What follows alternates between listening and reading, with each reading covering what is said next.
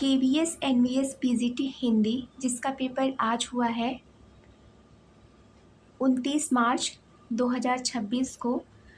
तो हिंदी का उसका प्रश्न पत्र आज हम सॉल्व करते हैं। प्रश्न 1 है, काव्य और कला तथा अन्य निबंध के रचनाकार हैं जयशंकर प्रसाद, सूर्यकांत त्रिपाठी निराला, सुमित्रा नंदन पंत, महादेवी वर्मा। तो इसका सही उत्तर हो जाएगा विकल्प ए, जयशंकर प्रसाद। काव्य कला तथा अन्य निबंध ये जयशंकर प्रसाद जी की रचना है।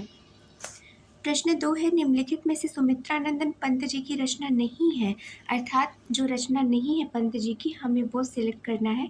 पथ के साथ ही शिल्प और दर्शन, शिल्पी, गद्य और पद्य। तो आप सभी को पता होगा कि पथ के साथ ही रचना ये महादेवी वर्मा जी की है। तो पथ के साथ ही ये संस्मरण है महादेवी वर्मा जी का, जो सन 1956 में प्रकाशित हुआ था।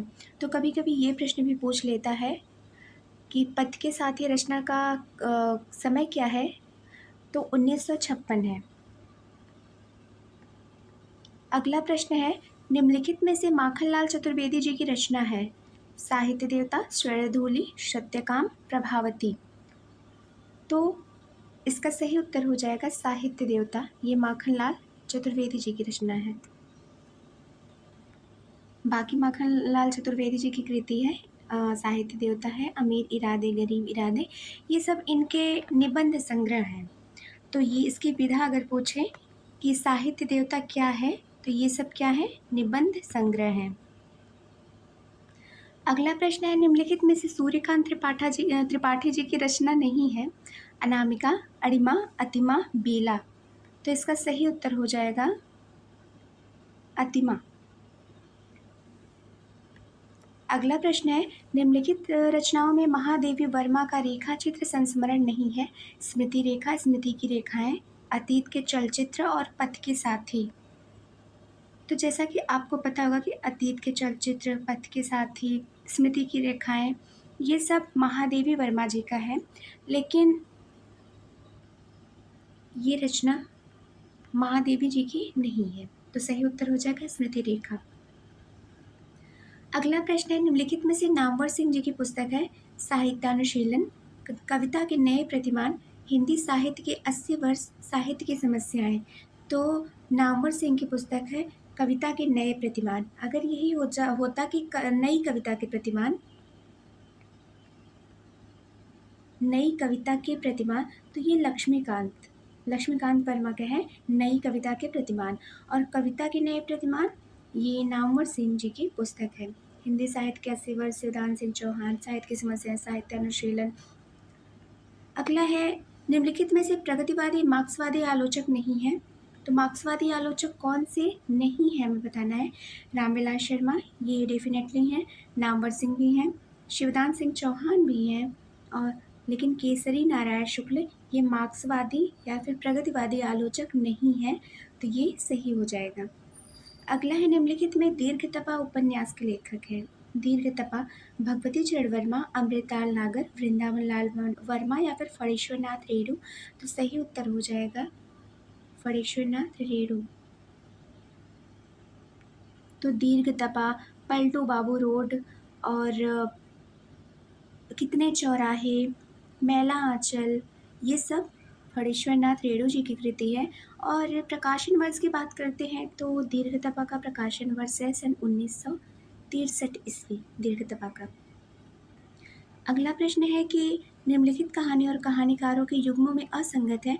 बिसाते जयशंकर प्रसाद, खेल जैनेन्द्र, पिंजरे की उड़ान अज्ञेय, अंकुर इलाचंद जोशी। तो असंगत हमें चयन करना है। तो इसका सही उत्तर हो जाएगा विकल्प तीसरा, पिंजरे की उड़ान। ये अज्ञेय जी का नहीं है। पिंजरे की उड़ान सन 1939 की रचना है, जो कि यशपाल के द्वारा लिखित है। पिंजरे की उड़ान हो गया, ज्ञानदान हो गया, अभिशप्त हो गया, ये सब कहानी संग्रह है, किसका? यशपाल का है। और बाकी बिसाती प्रसाद जी की रचना है। खेल जैनेन्द्र का है, कुछ लोग इसको इनके प्रथम कहानी भी मानते हैं। अंकुर इलाचंद जोशी जी का है, लेकिन पिंजरे की उड़ान ये अज्ञेय का नहीं है। अगला है, अंधा कुआं नाटक के रचयिता है? धर्मवीर भारती, मोहन राकेश, लक्ष्मीकांत वर्मा, लक्ष्मी नारायण लाल। तो अंधा कुआं नाटक है ये लक्ष्मी नारायण लाल जी का है, तो ये सही उत्तर हो जाएगा विकल्प तीसरा। राम के रूप निहारत जानकी, कंगन के नग की परछाई, याते समय सुधि भूल गई, करटे की रही पलटारत नाही। तो ये कवितावली से है, रामचरितमानस से है, दोहावली या विनय पत्रिका। तो ये कवितावली से है जो गोस्वामी जी के द्वारा लिखित है।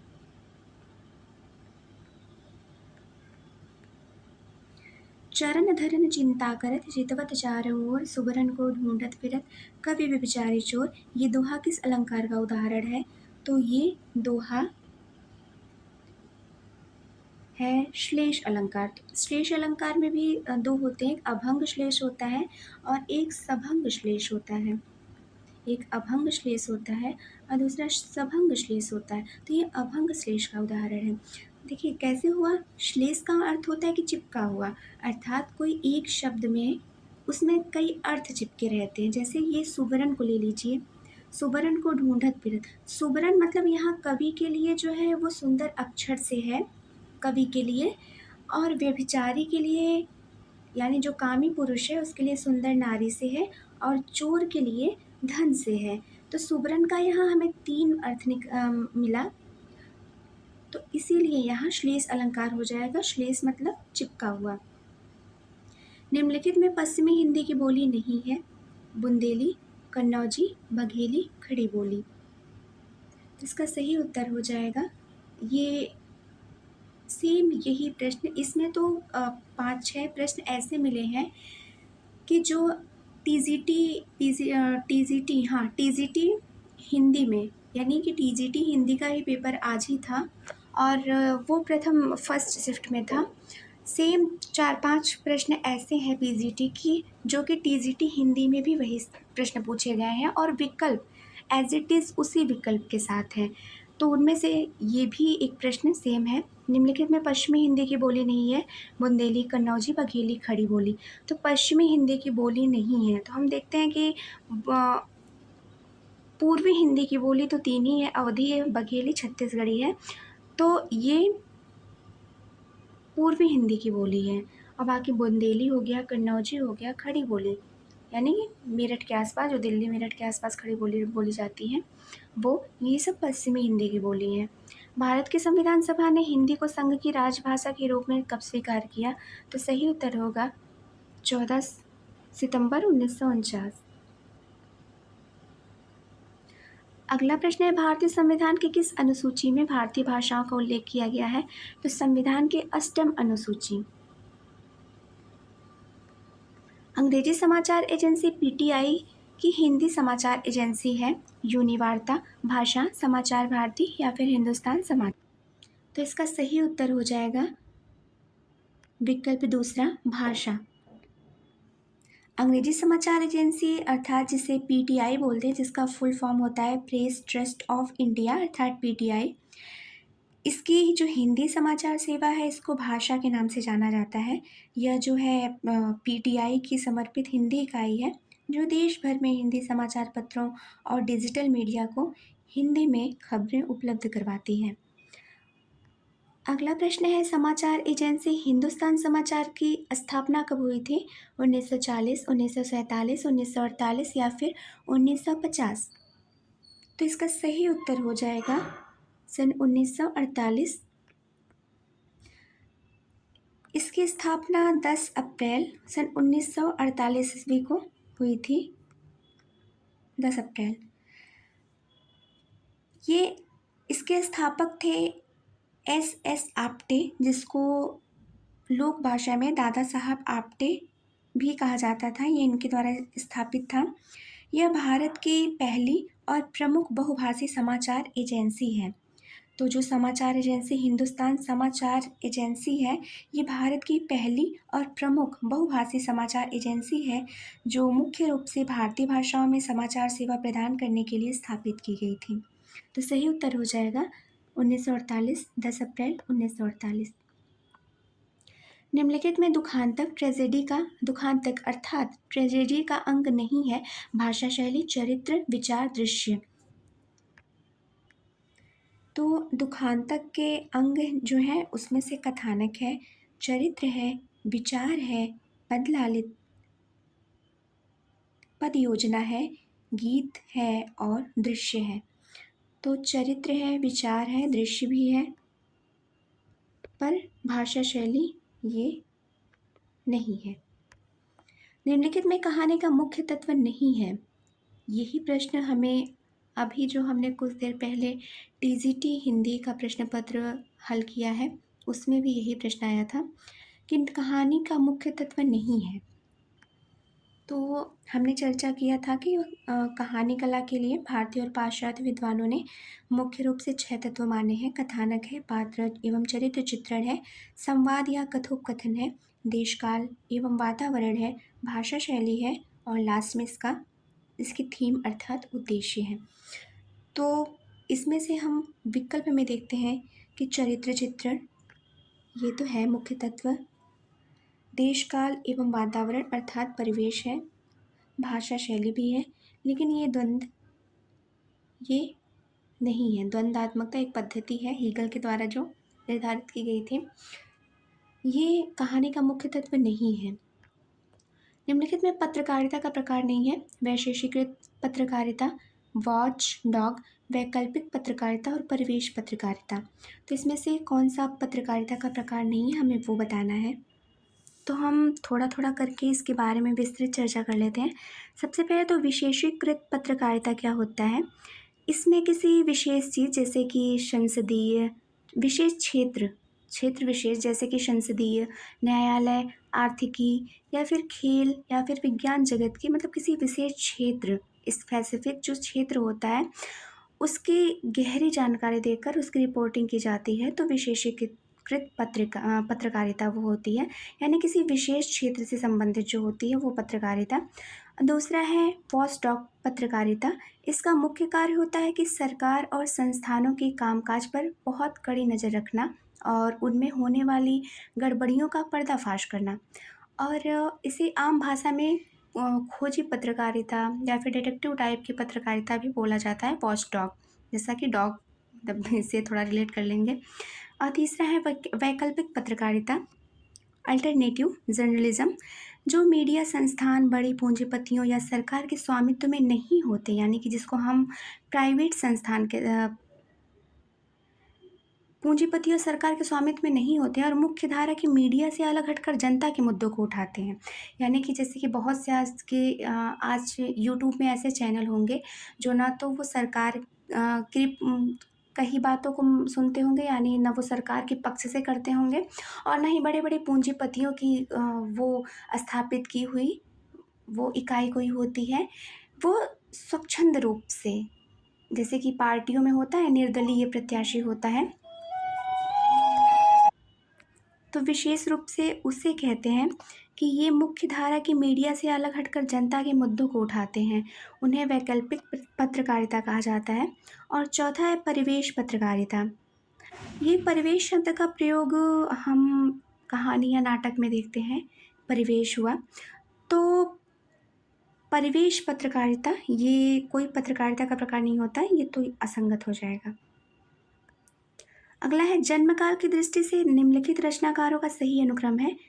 तो इसमें सही विकल्प हो जाएगा कबीर, जायसी, मीराबाई और रहीम। अगला है उत्तम पद कवि गंग के कविता को बलवीर, केशव अर्थ गंभीर को सूर तीन गुंधीर। सेम यही पंक्ति टीजीटी हिंदी के परीक्षा में भी सुबह वाले शिफ्ट में पूछा गया है। तो सर्वाधिक प्रशंसा किसकी की गई है, सूरदास जी की।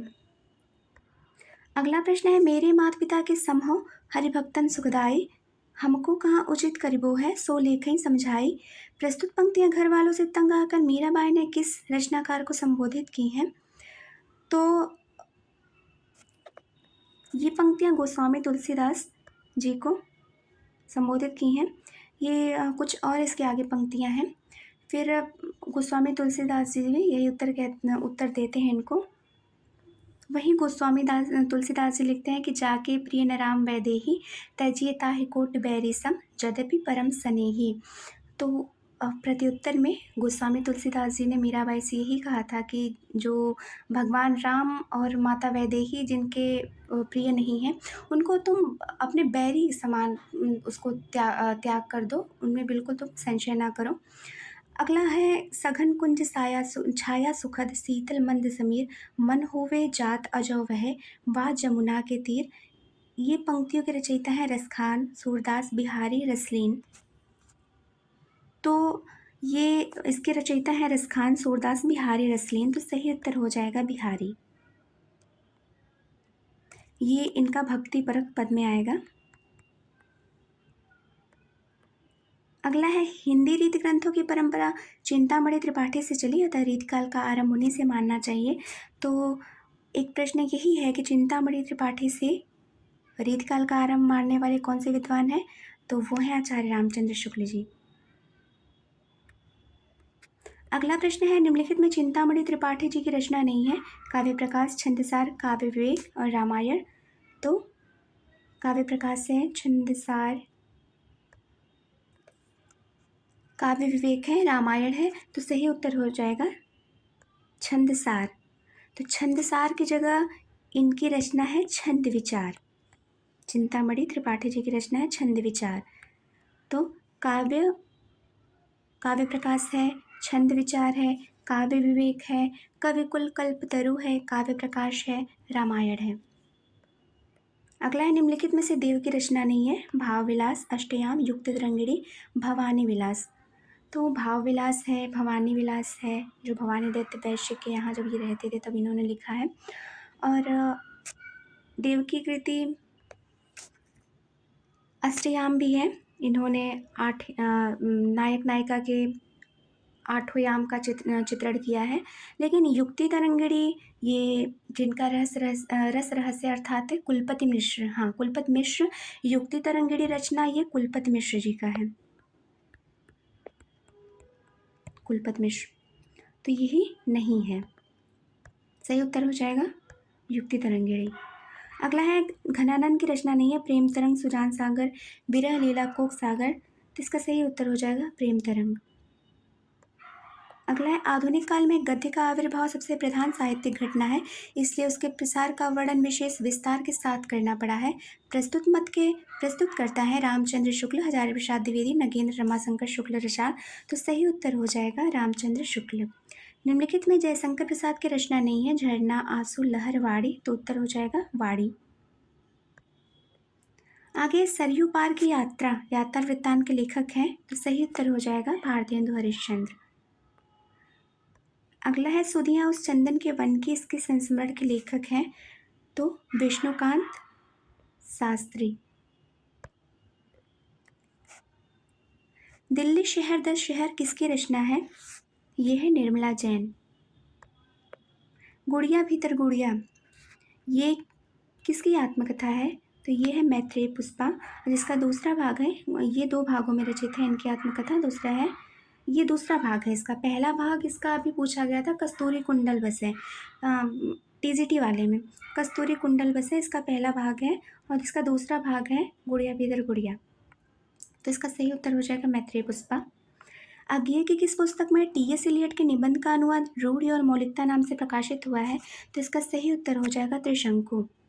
ये आपको ये जो निबंध है रूढ़ि और मौलिकता, ये जो वर्धा की वेबसाइट है हिंदी समय करके, उसने ऑनलाइन इसको डाला है, तो आप ऑनलाइन गूगल में हिंदी की जो वेबसाइट है वर्धा हिंदी की, हिंदी समय करके, उसमें रूढ़ि और मौलिकता अज्ञेय का निबंध है, आप वहाँ जाके इसको भी पढ़ सकते हैं।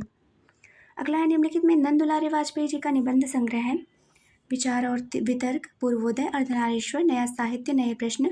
तो विचार और वितर्क जैसा हम जानते हैं हजारी प्रसाद द्विवेदी का, अर्धनारीश्वर ये दिनकर जी का है, और अर्धनारीश्वर एक उपन्यास है उनका।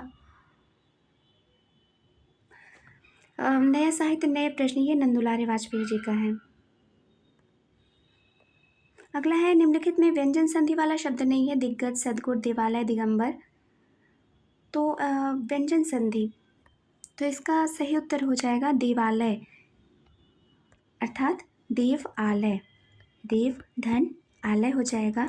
तो जब ये इसका और इसका अ मिलता है तो आ बन रहा है, तो ये देवालय हो रहा है, इसीलिए यहाँ पे दीर्घ संधि है। और बाकी दिग्धन, सदगुण और दिग्धन, अंबर, ये सब में व्यंजन संधि है। निम्नलिखित समास और सामासिक शब्द युग में असंगत है। तत्पुरुष, हस्तलिखित, कर्मधारय, नील गगन, बहुव्रीहि, मुखचंद्र, अव्ययभाव प्रत्यय। तो इसका सही उत्तर हो जाएगा मुखचंद्र। चंद्र जिसका मुख जिसका चंद्रमा के समान है अर्थात कर्मधारय, तो ये कर्मधारय समास में आ जाएगा। अगला है निम्नलिखित में कृष्ण भक्त कवि या कवित्री नहीं है, तो इसका सही उत्तर हो जाएगा स्वामी अग्रदास। ये रामानंद जी की शिष्य परंपरा में थे स्वामी अग्रदास हुए, कीलदास हुए। अगला है निम्नलिखित में केशवदास जी की रचना नहीं है। कवि प्रिया, रसिक प्रिया, रहस्य मंजरी, तो सही उत्तर हो जाएगा रहस्य मंजरी, ये नहीं है। अगला है अपभ्रंश को पुरानी हिंदी कहने वाले हैं शिवदान सिंह चौहान, रामविलास शर्मा, चंद्रधर शर्मा गुलेरी, महावीर प्रसाद द्विवेदी। तो सही उत्तर हो जाएगा अपभ्रंश को पुरानी हिंदी चंद्रधर शर्मा गुलेरी ने कहा था।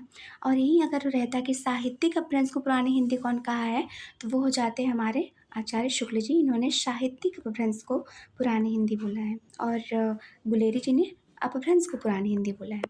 अगला हिंदी साहित्य के इतिहास के विभिन्न कालों के नामकरण के बारे में निम्नलिखित मत देने वाले साहित्यकार हैं कि जिस काल विभाग के भीतर किसी विशेष ढंग की रचनाओं की प्रचुरता दिखाई पड़ी है वह एक अलग काल माना गया है और उसका नामकरण उन्हीं रचनाओं के स्वरूप के आधार पर किया गया है।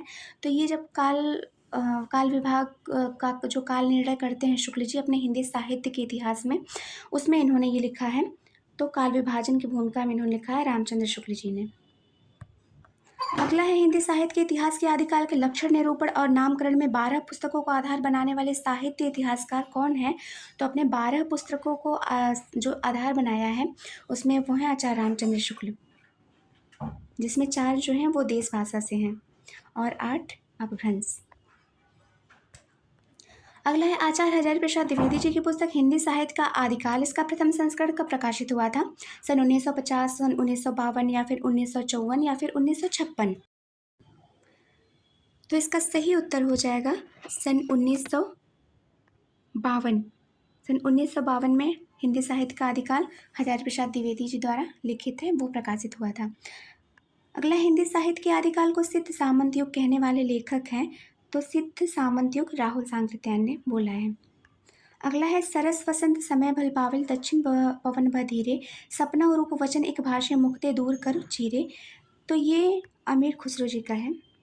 नहीं, सरस वसंत समय ये विद्यापति जी का है, पदावली से। अगला प्रश्न है कि वे फारसी के बहुत अच्छे ग्रंथकार और अपने समय के नामी कवि थे। प्रस्तुत मत अमीर खुसरो के बारे में किसने प्रस्तुत किया है, तो ये रामचंद्र शुक्ल जी ने। द्वैतवादी वैष्णव संप्रदाय को चलाने वाले थे, तो द्वैतवादी मध्वाचार्य, और वल्लभाचार्य का पुष्टमार्गी है। सूर समाना चंद में दहूं किया घर एक, मन का चिंता तब भया कुछ पुरबुला लेख। तो ये इसके कबीरदास जी हैं।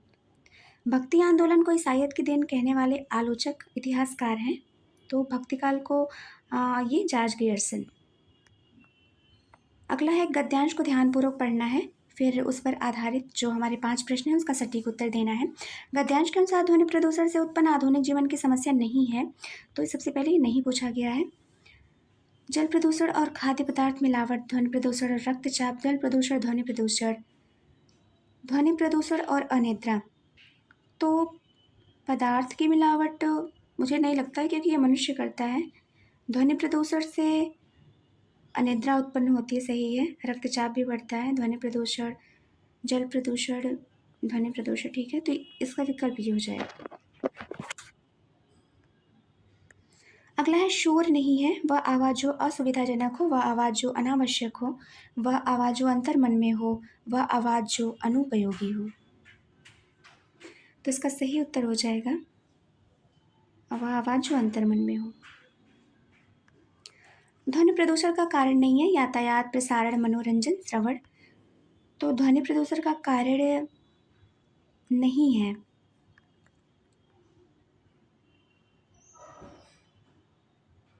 ये है यहाँ रेलगाड़ी की आवाज़, सड़कों पर मोटरों की पोंपों, ट्रकों की धड़-धड़, कारखानों के मशीनों को चलने की आवाज़, हवाई जहाज़ों का भीषण गर्जन। तो ये सब है, ये ध्वनि प्रदूषण के कारक हैं। यहाँ लिखा है ये सब ध्वनि प्रदूषण के कारक है। तो हम देखते हैं यहाँ कौन सा नहीं है। तो यातायात भी है, प्रसारण भी है, यातायात है, सही उत्तर हो जाएगा श्रवण। श्रवण मतलब होता है सुनना। अगला है ध्वनि प्रदूषण के कारण कौन सा रोग नहीं होता है। तो रक्तचाप होता है, निद्रा होती है। तो यहाँ पे अब हम ऊपर जाएंगे तो यहाँ पे साफ लिखा है कि रक्तचाप, अल्सर, अनिद्रा रोगों का शिकार होना पड़ता है।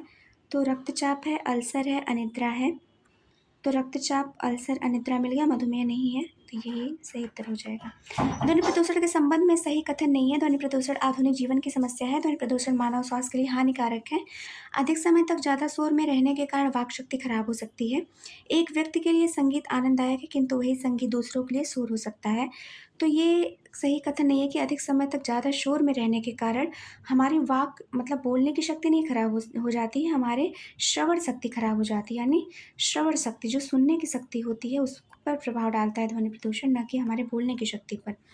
हिंदी साहित्य का सचमुच ही क्रमबद्ध इतिहास पंडित रामचंद्र शुक्ल ने हिंदी शब्द सागर की भूमिका के रूप में प्रस्तुत किया है। ये मत है हजारी प्रसाद द्विवेदी जी का। अगला है कि मात्रिक छंद पद्धरी या पद्धरिया कितनी मात्राओं का छंद है। तो ये 16। निम्नलिखित में किसका मानना है कि कवि चंद बरदाई और उसके आश्रयदाता राजा का जन्म एक ही दिन हुआ था और दोनों ने एक ही दिन यह संसार छोड़ा। तो ये किंवदंतियां रामचंद्र शुक्ल जी ने बताई है। किस आलोचक का कथन है जब से प्राकृत बोलचाल की भाषा न रह गई तभी से अपभ्रंश साहित्य का आविर्भाव समझना चाहिए। तो ये रामचंद्र शुक्ल जी का है। अपभ्रंश जो उन्होंने पहला भाग लिखा है खंड, उसमें एकदम ऊपर ही उन्होंने लिखा है। दीर्घकाल से हिंदी साहित्य के इतिहास लेखक अपभ्रंश भाषा के साहित्य को भी हिंदी साहित्य के पूर्व रूप में ग्रहण करते आए हैं। मिश्र बंधुओं ने अपनी पुस्तक में अनेक अपभ्रंश रचनाओं को स्थान दिया है। इसके सही उत्तर है हजारी प्रसाद द्विवेदी। अगला ये डिस्क्रिप्टिव टाइप क्वेश्चन पेपर है। तो ऑब्जेक्टिव टाइप हमने सॉल्व कर लिए। मिलते हैं फिर ऐसे किसी प्रश्न पत्र के साथ सॉल्व करने के साथ। तब तक के लिए बहुत बहुत धन्यवाद।